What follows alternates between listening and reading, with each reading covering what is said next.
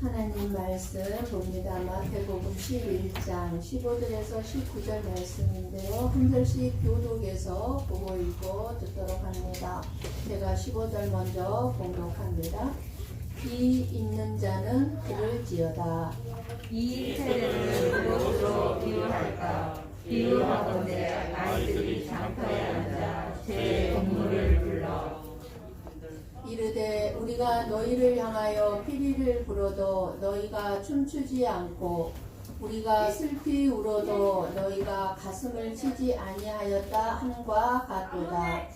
요한이 와서 먹지도 않고 마시지도 아니하네. 그들이 말하기를 귀신이 들렸다 하더니 인자는 와서 먹고 마시매 말하기를 보라 먹기를 탐하고 포도주를 즐기는 사람이요 세리와 죄인의 친구로다 하니 지혜는 그 행한 일로 인하여 옳다함을 얻느니라. 아멘. 아멘. 저와 여러분이 처음 교회 나올 때, 여러분이 맨 처음 교회 나갈 때 어떤 생각으로 나오셨습니까? 그런데 그 처음 나올 때 그때의 생각, 그때의 목적, 그때의 이유, 교회를 나온 이유와 지금 오늘 교회를 나오시면서 여러분의 생각을 비교해 볼 때 교회를 나오는 목적이 바뀌어져 있습니까? 우리가 처음 교회를 나올 때는 우리의 목적이 다 뭐였죠? 복 받기 위해서, 질병 치료받기 위해서, 또는 뭐 들은 거가 있어서 천국 가기 위해서, 이렇게 처음 그렇게 나를 위해서 나왔을 거예요. 그런데 끊임없이 우리가 주일마다 아버지 앞에 예배를 드리면서 아버지께서 우리에게 알게 하시는 건 뭡니까? 너희들이 교회 나오는 이유와 목적이 잘못됐다. 끊임없이 교회를 나와서 예배를 드리는 이유와 목적을 다르게 알게 해 주셨습니다. 그렇다면 최소한 신앙생활을 몇 년 정도 했다면 끊임없이 우리는 하나님의 말씀을 들으면서 내가 교회를 왜 나오는지 그 이유와 목적은 올바르게 돼 있어야 한다는 사실입니다. 저와 여러분은 이 세상을 살면서 육적인 양식인 음식도 먹어야 이 몸이 살 수 있지만 그러나 영적인 양식인 하나님의 말씀도 먹어야 이 세대를 올바르게 살아갈 수 있습니다. 이 세상 사람들은 육적인 양식만을 먹고 살기 때문에 이 세대를 올바르게 살아갈 수가 없습니다. 영적인 양식인 하나님의 말씀을 못 듣고 모르는데 어떻게 이 세대를 올바르게 살아갈 수 있겠습니까? 그런데 저와 여러분은 육적인 양식뿐만 아니라 영적인 양식도 매 듣기 때문에 우리들은 이 세대를 올바르게 살아갈 수 있는 자들입니다. 오늘 우리에게 주시는 이 생명의 말씀은 진리이신 예수님을 받아들이지 아니하고 비판만 일삼는 사람들을 책망하셨습니다. 많은 성도들이 그래요. 목사가 어쩌다 헌금에 대한 설교를 하면 우리 목사님은 맨날 돈 타령만 한다고 비판하고, 헌금 설교를 전혀 안 하면 우리 목사님은 가르치지 않는 무책임한 목사라고 또 비판을 합니다. 이거 외에도 너무너무 많죠. 이러면 이렇다고 비판하고 저러면 저렇다고 비판하고, 코에 검은 코골이, 귀에 검은 귀걸이식으로 자기 생각의 판단에 따라 비판합니다. 이때 당시도 사람들은 세례 요한이 떡도 마시지 않고 포도주도 마시지 않는 금욕 생활을 뭐라고 얘기합니까? 귀신 들렸다고 비판합니다. 그러나 예수님께서 오셔서 먹고 마시자, 먹기를 탐하고 마시기를 즐기는 자라고 또 비난하고 또 비판합니다. 안 먹어도 비판, 먹어도 비판. 예수님은 그들의 태도를 책망하시는 말씀입니다. 이러면 이렇다 비난하고 저러면 저렇다고 비난하는 것은 결코 옳은 자세가 아닙니다. 비난은 결코 옳은 자세가 아닙니다. 세상에는 부정적인 사고를 하는 사람들이 너무나 많이 있습니다. 부정적인 사람들의 눈에는요, 좋게 볼 수 있는 것도 좋게 안 봅니다. 모든 것이 긍정적인 차원과 부정적인 차원이 있습니다. 그렇다면 저와 여러분이 가능하면 긍정적인 차원에서 모든 것을 생각하고 바라볼 수 있고 말할 수 있어야 하는데, 부정적으로 말하는 경향이 있는 사람들도 너무나 많이 있습니다. 그런데 부정적인 것만 본다면 그 사람은 정말 불행한 사람입니다. 행복할 수가 없습니다. 뭐든지 부정적으로 어떻게 행복할 수 있겠습니까? 다른 사람 비판하고 비난하고 내 마음이 행복할 수 있겠습니까? 아니요. 행복할 수가 없습니다. 그래서 이왕이면 긍정적인 면을 보는 사람이 되어야 내가 행복할 수 있습니다. 예수님은 부정적인 시각을 가지고 비판만 일삼는 유대인들을 이제 오늘 말씀 비유로 책망을 하시고 계십니다. 18절, 19절 말씀을 열어주십시오.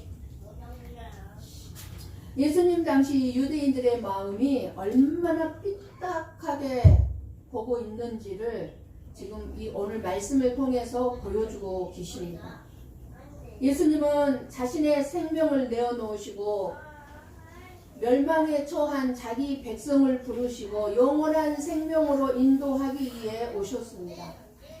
그리고 예수님의 모든 삶은 이 뜻을 이루시기 위한 것이었습니다. 오직 하나님의 뜻을 이루시기 위한 것이었습니다.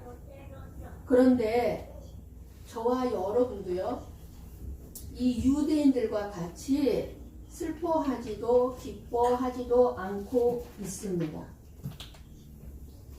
예수님은 생명을 말씀하시는데 우리는 생명보다는 이 세상에서 누릴 수 있는 복을 더 원하고 있습니다. 여러분, 정말 생명을 더 원합니까? 이 세상에서 누릴 수 있는 복을 더 원하고 있습니까? 예수님은 우리에게 하나님의 나라의 것을 주시려고 하는데 우리들은 그저 이 세상의 것을 달라고 합니다. 완전히 틀려요. 예수님하고 우리하고. 예수님은 저와 여러분을 십자가의 길로 데리고 가시고자 하시는데 우리는 내 길을 가겠다고 고집을 부리고 있습니다. 내 생각대로 살아보겠다고 버팁니다. 이런 사람들에게 신앙생활은 어떻게 되겠습니까?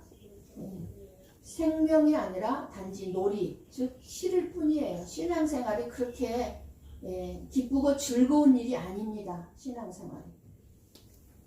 나의 생각과 예수님의 생각이 이렇게 다르고 예수님이 나를 인도하는 길과 내가 가고자 하는 길이 이렇게 다른데 어떻게 신앙생활이 즐거울 수 있겠습니까? 오늘 말씀을 통하여 예수님께서 무엇을 위해 피리를 부시며 춤을 추셨고 무엇을 보시며 슬피 울었는지를 우리는 오늘 깨달으면서 예수님과 함께 춤추고 슬피 우는 삶을 살아가고 있는지 우리 자신들을 살펴볼 수 있기를 원합니다. 지금 우리가 살아가고 있는 이 세대에서 예수님이 인정을 받고 있다고 여기십니까? 물론 우리는 교회 안에 예수님을 인정하는 사람들이 모였으니까 다 모든 사람들이 예수님을 인정하고 있다고 여기실 거예요. 그러나 그거는 우리의 생각일 뿐입니다. 사람들에게 인정받는 예수님은요, 나를 천국 보내주는 예수, 내 병을 낫게 해주는 예수, 내 삶에 복을 주는 예수, 내 자식들이 잘되게 해주는 예수, 그런 예수를 원하고 있습니다. 교회 안에서도 진짜 예수님은 전혀 인정을 받지 못하고 있는 것이 현실입니다. 진짜 예수님은 그럼 누구예요? 어떤 예수님이에요? 하나님의 나라의 것을 주고자 하시는 것.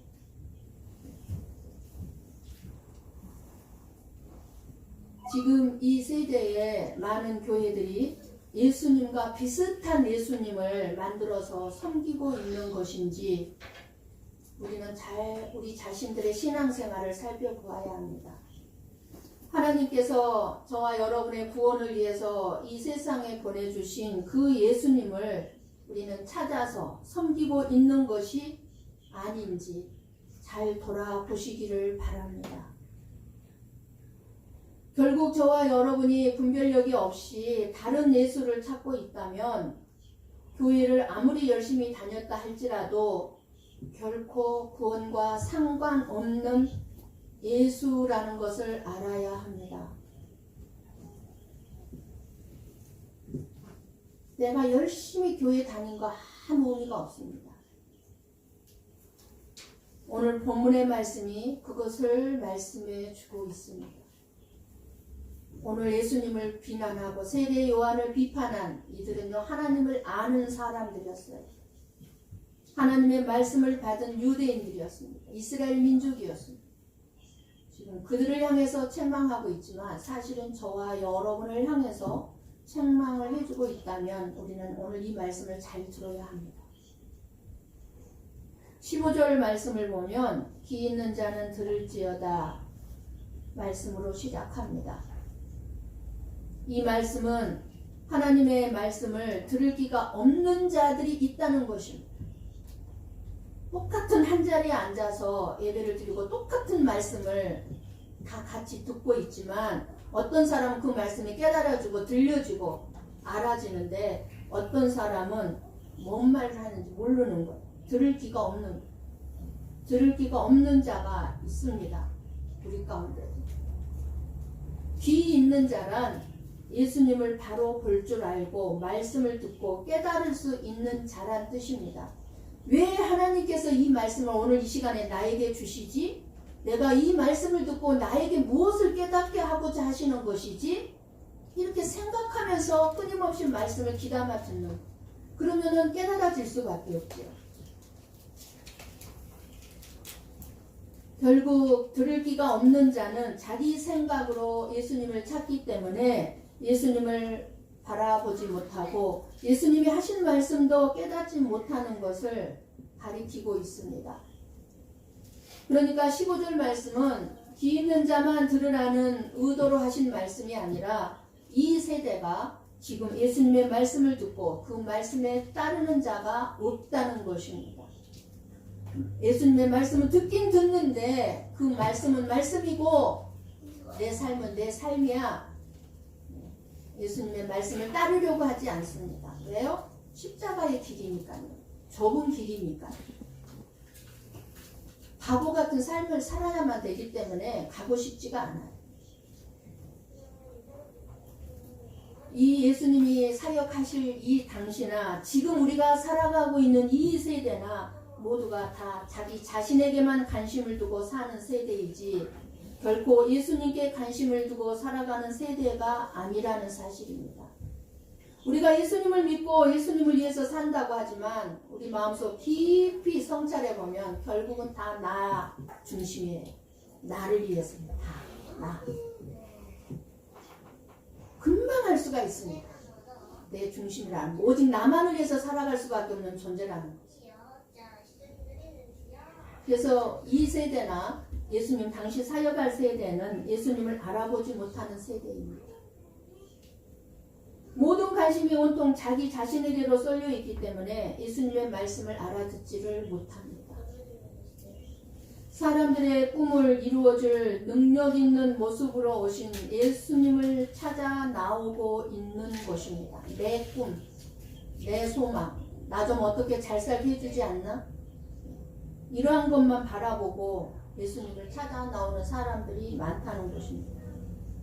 나사렛 지방에 들어오신 가난하고 죄인들과 어울리는 예수님을 찾고 있는 것이 아닙니다. 가난한 예수님을 찾지 않습니다. 능력 많은 예수님만을 찾습니다. 이런 예수님은 지금 우리가 살고 있는 이 세대에서는 거부를 하죠. 가난한 예수님, 죄인들과 어울리는 예수님. 많은 성도들이 이런 죄인들과 어울리는 것을 거부합니다. 그러나 예수님은 뭐라고 말씀하셨어요? 나는 의인을 부르러 온 것이 아니고 죄인을 부르러 왔다고 말씀을 하셨습니다. 그렇다고 죄를 지라는 말씀 절대로 아니에요. 마음 놓고 죄 지면 진짜 그 사람은 악한 사람이에요. 잘못 말씀을 들은 거예요. 죄 짓고 뻔뻔하게 아무렇지도 않게 살면 안 된다 그 말입니다. 그래서 예수님은 이 세대가 들을 기가 없다고 하신 것입니다. 예수님의 말씀은 우리가 살아가고 있는 이 세상의 지혜로 알 수 있는 것이 아닙니다. 예수님과 같은 하나님 나라의 가치관을 가져야만 이해할 수 있고 깨달을 수 있는 것이 하나님의 말씀입니다. 그렇기 때문에 말씀을 깨닫는다는 것은 많이 배운 사람이나 못 배운 사람이나 상관이 없습니다. 아무리 어린아이라 할지라도 예수님과 같은 사고방식이 있다면 하나님의 말씀을 이해할 수 있는 것입니다. 어린아이들도 그래서 은혜 받아요. 어른들 못지않게 순수한 마음 그대로 하나님의 말씀을 그대로 순수하게 흡입하기 때문에 그대로 믿고 깨닫고 알아듣고 그대로 행동하려고 합니다. 어린아이들은. 마음이 순수해서. 그런 사람들이 바로 들을 기가 있는 사람들입니다. 예수님은 우리들에게 지혜의 필요성을 또 말씀해 주시고 있습니다. 19절 후반절 말씀을 봅니다. 후반절입니다. 지혜는 그 행한 일로 인하여 옳다함을 얻느니라. 아멘. 진리에 대하여 지혜에 대하여 무관심한 채 비판만 일삼는 것이 결국 지혜가 부족하기 때문이라는 말씀입니다. 다른 사람들에 대해서 끊임없이 비난하고 비판하는 자는 그 사람의 마음에 지혜가 없다는 거예요. 지혜가. 비판을 일삼는 것이 어리석은 사람들의 살아가는 모습이기 때문에 지혜가 필요합니다. 지혜로운 사람이 옳은 길을 선택할 수 있다는 것입니다. 진리는 쉽게 얻을 수 없습니다. 지혜는. 그리고 진리나 지혜는 오직 고난을 통하여서만 얻어지게 되어 있습니다. 그래서 신앙생활을 하면서도 아무런 고통이나 고난이 없던 사람들은요, 하나님을 만나지를 못합니다.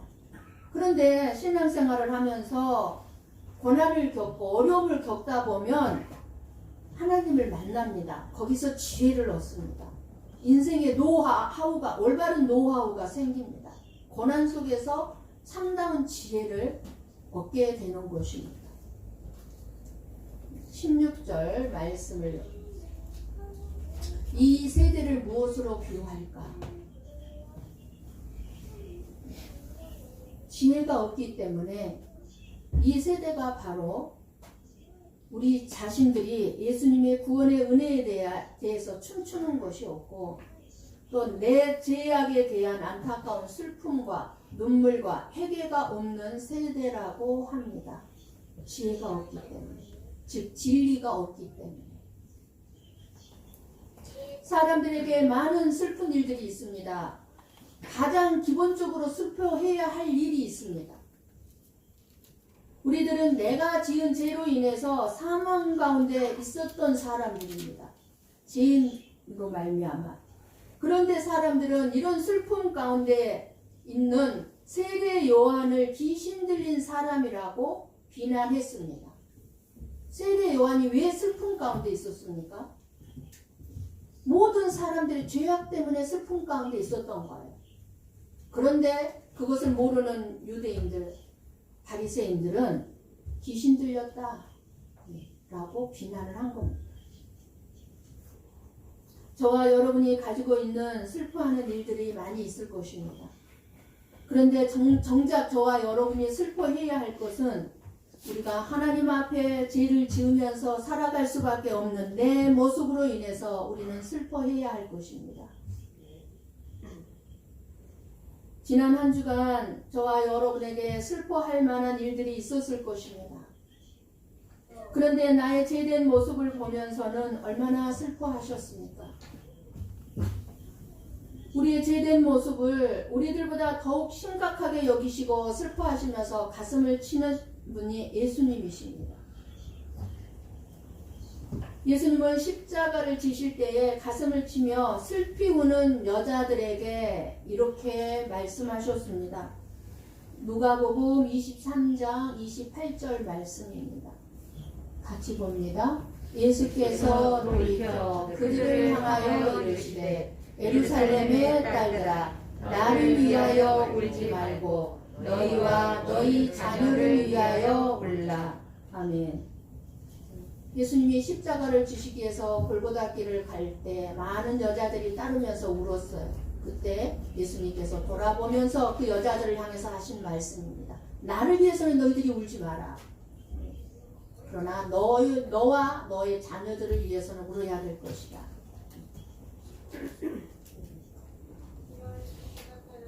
우리는 우리 자신과 우리 자녀들이 지은 죄로 인해서 슬퍼할 수 있어야 합니다. 예수를 믿지 않고 진리를 모르는 것에 대해서 우리는 슬퍼할 수 있어야 합니다. 그리고 또 아는 자는 슬퍼할 수밖에 없을 것입니다.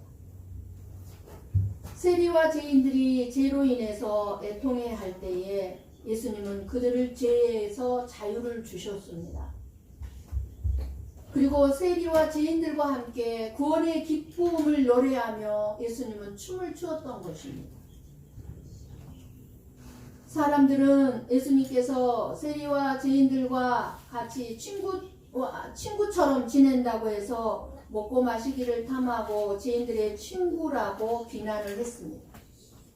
그러나 세리와 죄인은 특정한 어떤 꼭 그런 죄를 지었던 사람들만이 아니라 저와 여러분을 포함한 모든 사람을 말하는 것입니다. 모든 사람들이 죄인이기 때문에 그렇습니다. 죄인들은 예수님과 친구가 될 수 없는 자들인데 예수님께서 오셔서 그 죄를 용서해 주셨고 친구가 되어 주셨으니 이 세리와 죄인들의 입장에서 이보다 더 기쁜 일은 없었을 것입니다. 그러니까 춤을 출 수밖에 없는 거죠. 나 같은 게 뭔데, 나 같은 죄인을 위해 예수님이, 저 거룩하신 예수님이 나의 친구가 되주시고 나와 함께 먹고 마시다니 이 기쁜 일이 어디 있겠는가. 막 춤을 추는 거죠. 이렇게 자신의 죄로 인해서 슬퍼했던 세리와 죄인들은 예수님이 오셔서 구원의 피리를 불 때에 피리 소리를 듣고 기뻐하며 춤을 추었던 것입니다. 그러니까 내가 죄인이라고 아는 사람은 춤을 출 수밖에 없죠. 여전히 나는 죄인 아니야 라고 생각한 사람은 춤이 안 추어지죠. 오히려 화가 나죠. 왜 나보고 맨날 죄인이라고 그래. 이렇게. 자신의 가장 귀한 향유 옥합을 깨뜨리며 춤춘 여인 마리아가 바로 그 구원의 감격에 넘쳐서 향유 옥합을 깨뜨려 그 춤을 췄어요. 자신이 세금으로 폭리를 취하여서 얻은 재산을 다시 돌려주면서 춤을 춘 삭개오도 춤을 추었습니다. 자기 구원을 기뻐하면서. 예수님은 이렇게 우리로 하여금 죄로 인한 슬픔에 머물러 있도록 두시는 분이 아니라 죄인을 구원하시고 그 구원받은 기쁨이 무엇인지 알고 피리를 부으시는 분이십니다. 그러니까 피리를 부니까 피리를 분다고 또 비난했잖아요. 우리는 예수 그리스도의 은혜를 늘 기억하며 기쁨으로 춤추며 그 은혜를 이 세상에 드러내야 할 사명이 있는 자들입니다. 세상 사람들이 기뻐 춤출 때는 언제입니까? 저와 여러분은 나 같은 죄인이 구원받았다는 사실 앞에 우리는 기뻐 춤추고 내가 죄를 지을 수밖에 없는 나 자신의 연약함을 바라보면서 우리는 슬퍼할 수밖에 없지만 세상 사람들은 자기 자신이 원하는 것이 이루어지고 성공하고 출세하고 풍요로운 삶을 살아갈 때에 춤을 추며 기뻐합니다. 그런데 우리는 이럴 때는 더 조심해야 합니다. 저나 여러분 일이 더 잘 되고 성공하고 내가 원하는 대로 모든 일들이 이루어질 때 그때는 춤출 때가 아닙니다.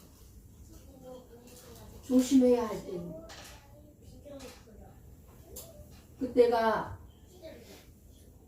세상적으로는 풍요할지라도 영적으로는 교만한 상태일 가능성이 너무나 많기 때문입니다. 나는 교만하지 않을 거예요. 아니요. 저나 여러분은 어쩔 수 없는 죄인입니다. 어쩔 수 없어요. 나타납니다. 반드시. 하나님을 알지 못하고 말씀에 순종하지 않는 죄의 삶을 살아간다면 슬퍼해야 할 일입니다. 이때는 기뻐할 때가 아니라 오히려 울며 하나님께 회개해야 할 때입니다. 그런데 우리는 하나님을 믿는다고 하면서도 하나님의 기쁨에 함께하며 춤추기보다는 세상 사람들과 똑같은 가치관 속에서 내가 잘되고 형통할 때 기뻐하고 춤추며 그러면서도 하나님을 멀리 한지도 모르고 살아갈 때가 있습니다. 그러나 기뻐하며 춤을 춰야 할 때가 더 많이 있습니다. 이 세대에도 세상 사람들은 예수님을 무시하고 많은 사람들이 예수님을 거부하지만 우리도 우리를 죄에서 구원해 주신 예수, 우리가 춤출 수 있도록 피리를 불어주신 그 예수님의 은혜로 우리는 기뻐하며 춤을 추는 삶을 살아야 될 줄 믿습니다. 오늘의 이 세대, 오늘의 이 세대를 가리켜 많은 사람들이 이렇게 얘기합니다. 무관심의 세대다, 무감각의 세대다, 무기력의 세대다 라고들 얘기를 합니다. 맞아요. 우리는 다른 사람에 대해서 무관심합니다. 같은 아파트에 살아도 이웃집에 누가 사는지를 모른다고 그래요. 한국도. 다른 이웃에 대해서 무관심해요. 그리고 많은 사람들이 무기력증에 빠져 있습니다. 무기력증이 하나의 뭐로 나타납니까? 우울증 같은 거죠. 무감각해요. 다른 사람의 슬픔이나 아픔에 대해서 나만 슬프지 않고 나만 아프지 않으면 되는 거예요. 이런 무서운 세대에 우리가 지금 살아가고 있습니다. 저와 여러분은 나의 고통과 슬픔의 삶 가운데에서 우리는 그래서 하나님의 지혜, 진리를 알아가게 됩니다. 하나님을 알아가게 됩니다. 고통스럽고 힘들고 아픈 것 때문에 견디기 힘들고 그래서 불평과 원망이 나오기도 하지만 그러나 그 가운데에서도 하나님의 선하심을 믿으며 나의 생명을 위해 지혜로 일하시는 하나님의 전적인 선하심을 우리는 생각하며 살아갑니다. 제가 한 달 정도 된 것 같아요. 한 달 정도 됐는데 제가 하나님께 기도하기를 어떤 기도를 했냐면 하나님, 제가 내 뜻대로 은퇴를 결정하고 내 뜻대로 그렇게 하지 않게 해주십시오. 그런데 내가 만약에 하나님의 뜻을 몰라서 내 뜻대로 하고자 할 때에 저에게 벌을 주지 마세요.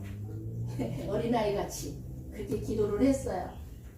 그런데 하나님께서 제게 이런 마음에 감동을 주셨어요. 어떤 감동이었냐면 사랑하는 내 딸아, 너는 나의 3가지 시험에 합격을 했단다. 무슨 합격이요? 제가 물었어요. 그러는데 하나님께서 알게 해주셨어요. 네가 결혼해서 사업을 했을 때 너는 사업이 쫄딱 망했을 때도 너는 감사했다. 나에게. 너의 모든 물질을 내가 빼앗아 왔는데 너는 그때도 나에게 감사했다. 그래서 내가 화장실에 앉아가지고 하나님 너무너무 감사합니다. 기도했던 것이 생각이 나는 거예요. 아버지 하나님, 우리가 물질은 아무것도 없이 다 잃어버렸지만 내 남편이 신앙만큼은 갖게 해주십시오. 믿음만큼은 내 남편이 올바로 갖게 해주십시오. 라고 기도했던 것을 생각나게 하셨어요. 어쨌든 그 기도대로 하나님은 내 남편을 믿음 위에 세워주셨습니다. 그리고 2번째 또 생각나게 해주셨어요. 내가 네 딸을 예배에 갔는데도 불구하고 갑자기 네 딸을 데려왔을 때도 너는 나에게 감사했다. 내가 일하는 것이 선하다는 것을 너는 나에게 고백했다. 그리고 너는 나에게 네가 이혼을 당한다 할지라도 하나님, 나는 절대로 하나님 배반하지 않습니다. 하나님의 사랑을 더 바라보고 의지합니다. 라고 기도했다는 거예요. 너의 믿음을 보여주었다는 거예요. 너는 그렇게 해서 너는 시험에 합격했다는 거예요.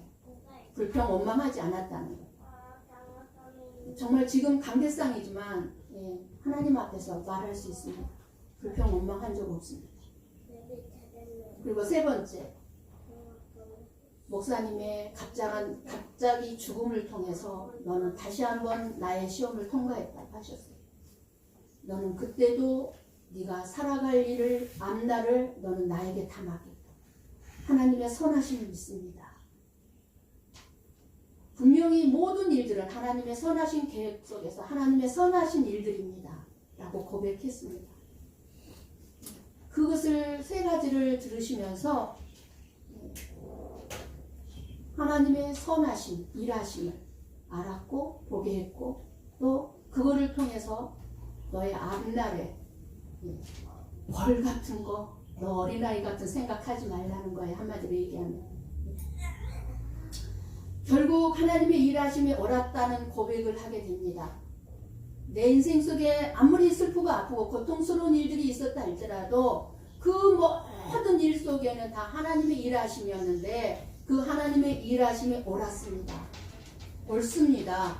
라고 고백할 수밖에 없습니다.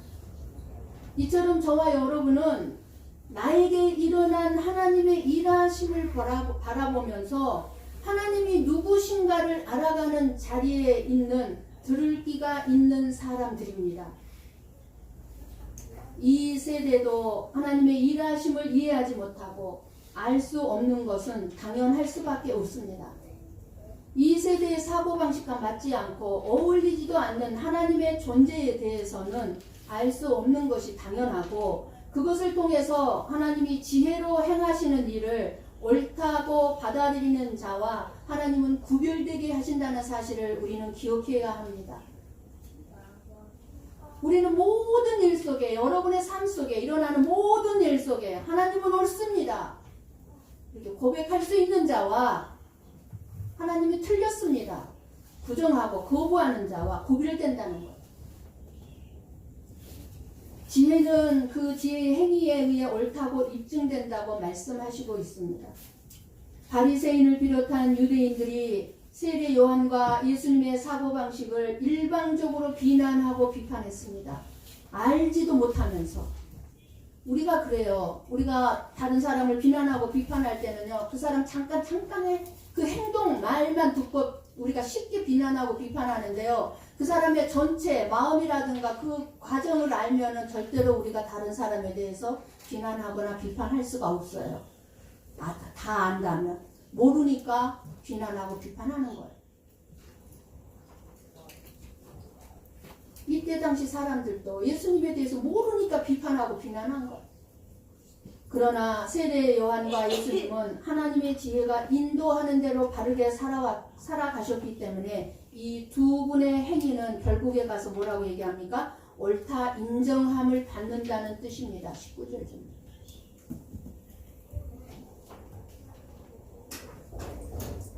저와 여러분에게 지혜는 무엇입니까?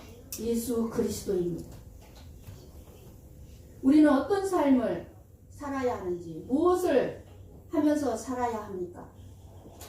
많은 성도들이 신앙생활마저도 자기 유익만을 위해서, 자기 자신만을 위해서 합니다.